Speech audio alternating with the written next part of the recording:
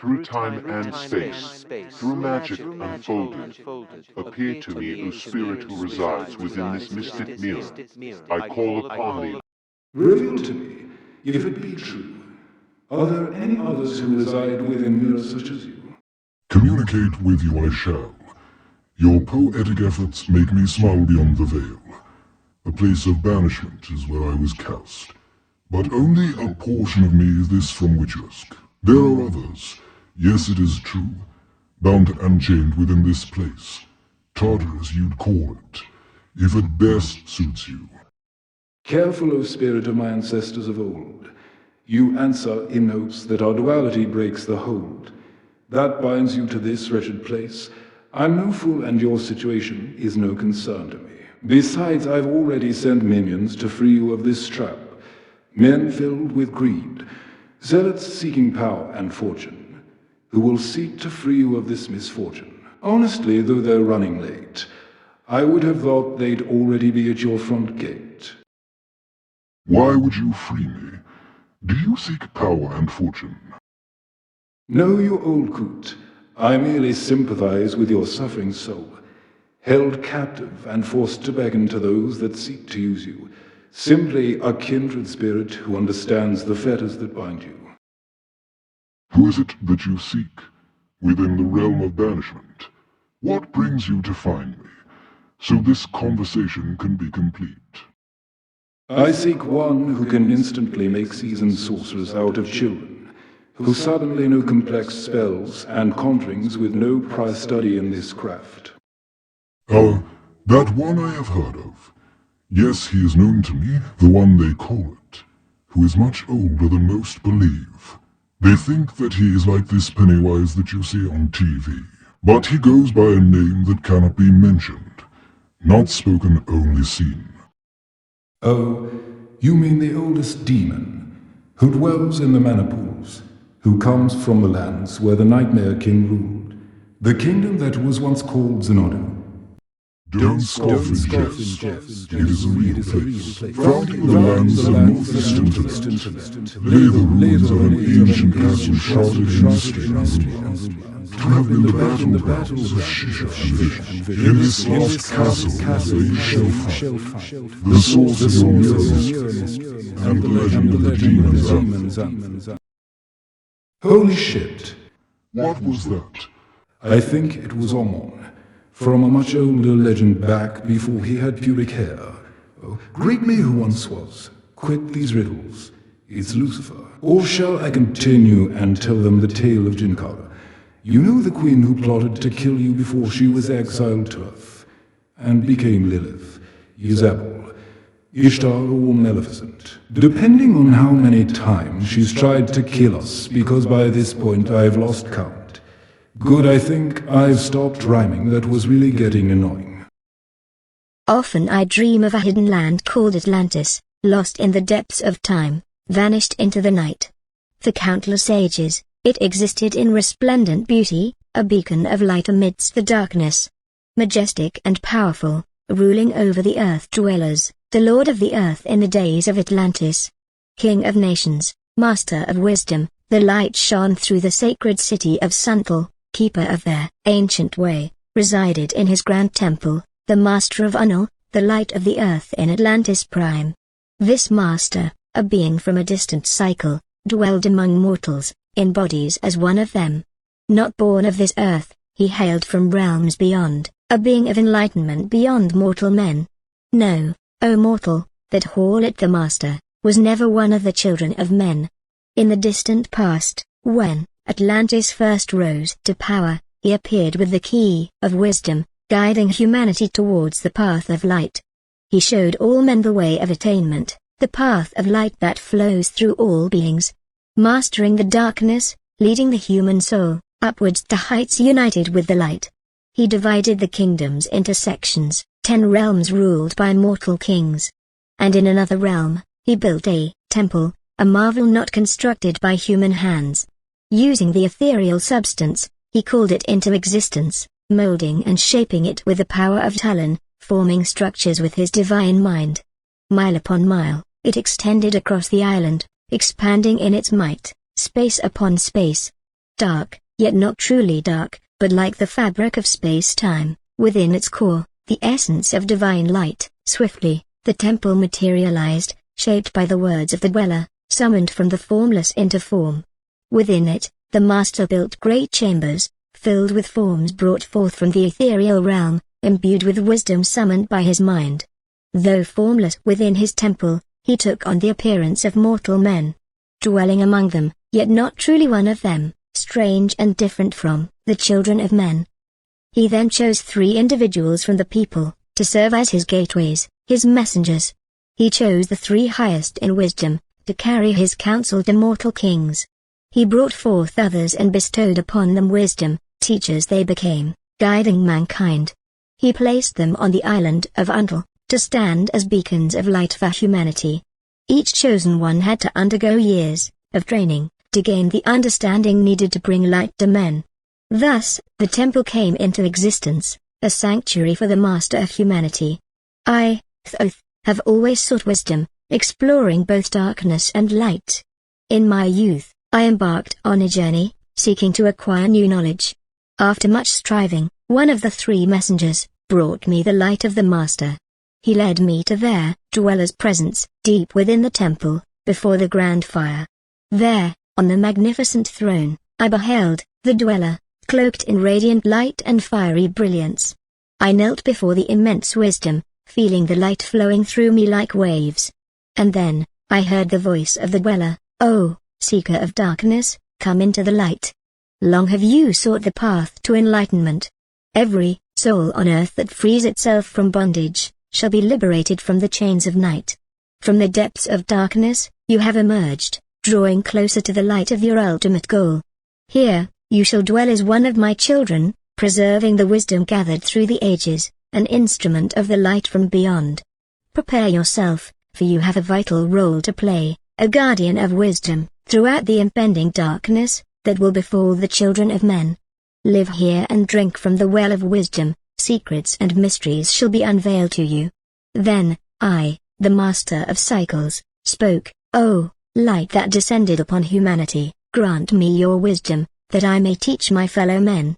Bestow upon me your divine light, that I may be free." The master then spoke again, "Age after age, you shall live, guided by your wisdom. Even when the waves swallow Atlantis and darkness reigns, you shall hold the light, concealed yet ready to be summoned. Now, go forth and seek greater wisdom. Grow through the light, reaching towards infinity's vastness." For a long time, I dwelt in the dweller's temple, until I became one with the divine light. I then embarked on a journey to the celestial planes, followed the path towards enlightenment.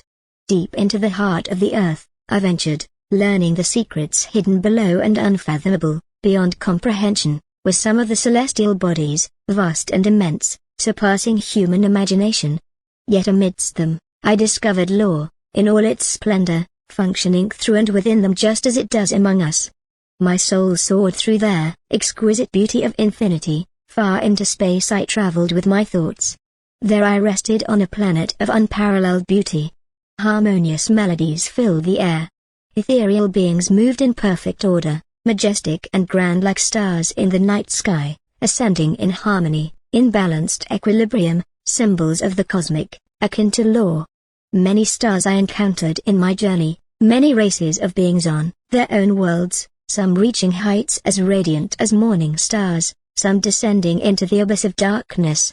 Each and every one of them striving upwards, ascending to great heights and delving into the depths, at times dwelling in realms of brilliance, enduring through darkness, embracing the light. Know, O human, that light is your birthright. Recognize that darkness is merely a veil. Within your heart lies eternal brightness, awaiting the moment of liberation to conquer, awaiting to tear apart the shroud of night. I encountered those who had mastered the ether. Unbound by space, they were still human.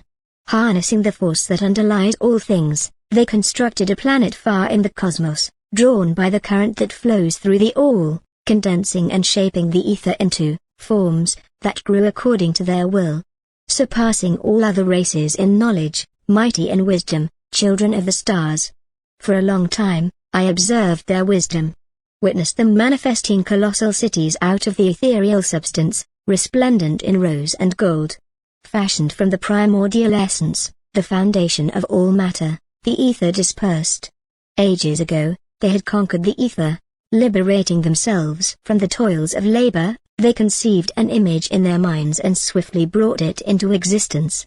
Then, my soul soared throughout the cosmos, constantly discovering new and ancient wonders, learning that humanity is truly born of space, a sun among the stars, a descendant of the celestial beings. Realize, O human, that wherever you reside, you are undeniably connected to the stars. Your bodies are nothing but planets orbiting around their central suns. Once you attain the wisdom of the universe, you shall be free to shine in the ether, one of the suns that illuminates the outer darkness, one of the space-born beings transformed into light. Just as the stars eventually lose their radiance, their light merging back into the great source, so, O human, does the soul transcend onward, leaving behind the darkness of night. You were formed from the primordial ether, imbued with the brilliance that emanates from the source, bound by the coalesced ether surrounding you, yet perpetually aflame until the moment of liberation. Elevate your flame from the depths of darkness, soar from the night and you shall be free. I traversed through space and time, knowing that my soul was finally emancipated, aware that I could now pursue wisdom. Until finally, I arrived at a plane, veiled from knowledge, unknown to wisdom, an extension beyond all that we comprehend. Now, O human, when I acquired this knowledge, my soul rejoiced, for now I was liberated.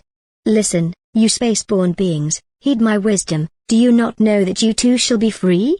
Hear once again, O human, my wisdom, that by hearing it, you too may live and be liberated. You are not of the earth, earthly, but rather children of the infinite cosmic light. Do you not know, O human, of your heritage? Do you not realize that you are truly the light? Son of the great sun, when you attain wisdom, fully aware of your kinship with light. Now, to you, I bestow knowledge, freedom to walk the path I have tread, revealing to you how through my endeavors, I traverse the path that leads to the stars. Listen, O human, and understand your bondage, learn how to free yourself from its grip. Rise upward from the darkness, unite with the light and the stars as one. Always follow the path of wisdom. Only through this can you ascend from below. Man's destiny perpetually propels him forward, through the curves of infinity's all. Realize, O human, that all space is organized. Only through order are you unified with the all. Order and balance are the laws of the cosmos. Follow them and you shall be one with the all. He who wishes to traverse the path of wisdom, must be open to the blossoming of life, expanding his consciousness beyond the darkness. OK author's note, I like reading his stuff. It keeps me on the edge of my seat. Apart from all that, which translates to telling me many things. One thing is, but I am not totally sure about this, mainly because of our previous encounters. And prior situations before all this. Such as I know that once he had gotten a hold of Melchizedek, he quickly corrupted the prophets and the entire congregation upon the mount in an attempt to slip out of having to stand for judgment. Having said that, then this would be the identity of the one who was dwelling within Putin when I stood against him at the beginning of this conflict, and that's where this splinters out to specific individuals that either once held or even still hold positions within the Council of the United Nations. Council members who still uphold the old esoteric traditions of their original order before they became the UN. Members who may have separated from the UN to side with the EU for a time because of the simple fact that no ghost lingers on the earth for close to 5,000 years and still is capable of orchestrating such a complex plan, and for the fact that the dead do not return to bother the living unless there is someone alive that is behind it. After Thoth's death and betrayal by his initiates, it was them who were manipulating and working through his spirit that was under their control that led to his hauntings that earned him his title of Satan. Just as it was one of his current corrupted initiates who had brought his poltergeist spirit to attack me and opened the portal when I first encountered him years ago. Even here in this tablet it makes reference to pointing at me as being responsible for building the temple that is more commonly referred to as I am. And so we come to the dawn of the end of my prophesied deeds they foretold and planned on occurring. For now I am set to rise against the rulers of the nations of the world. That is but a small portion of what this has revealed to me. For by his account and topics he has subtly described, and the way he described them would leave me to believe without a doubt that he was the one who made me into Lucifer many years ago, and our destinies are entwined here, because though he may have remade me into who I became, it seems I too set him upon his path that led him to become Yahweh, Jehovah, the God of the Hebrews who delivered them from Egypt. Except for the knowledge of the previous encounters, remembering his threat before I cast him into I am, that if I didn't move out of his way, then I shall take God as my vessel then.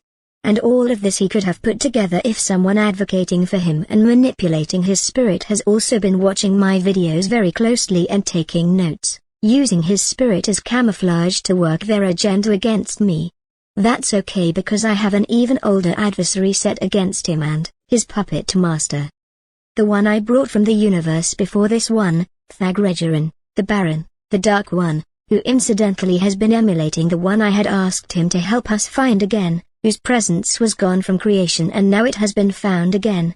The one who seems to be shining brightly so none may look upon him, yet is in denial and merciless at times and so full of vanity he doesn't even notice it. The one who refuses to see the imperfection within him he keeps hidden, is not God. It seems many of you think that he was some saintly divine being because I referred to him as being my form while I was still in the midst of heaven. No, you fail to realize that to understand even myself in that time of the universe's evolution, I would have to alter my understanding to a two-dimensional aspect. To find him I had to see from our third-dimensional perspective, and to his, which was a mixed blur of red and orange sunset sky colors surrounded by the heavy smoke of the wartime sky at sunset, thick with fire, a day full of battle and many dying in battle. These aspects and others were needed just to be capable of sensing the life force energy of his that would one day become mine, and tether the link to him through that, synchronizing our thoughts in order to telepathically link with him and project the understanding he would need to survive his universe's destruction completely. Which is why he is here in the form he is. It was because of me that the ancient Dark One survived destruction where no other did. He comes from a completely different universe where even the laws of physics were different. I ensured he would evolve into this universe, and knowing his ancient ways they had this simple way of acting towards one another.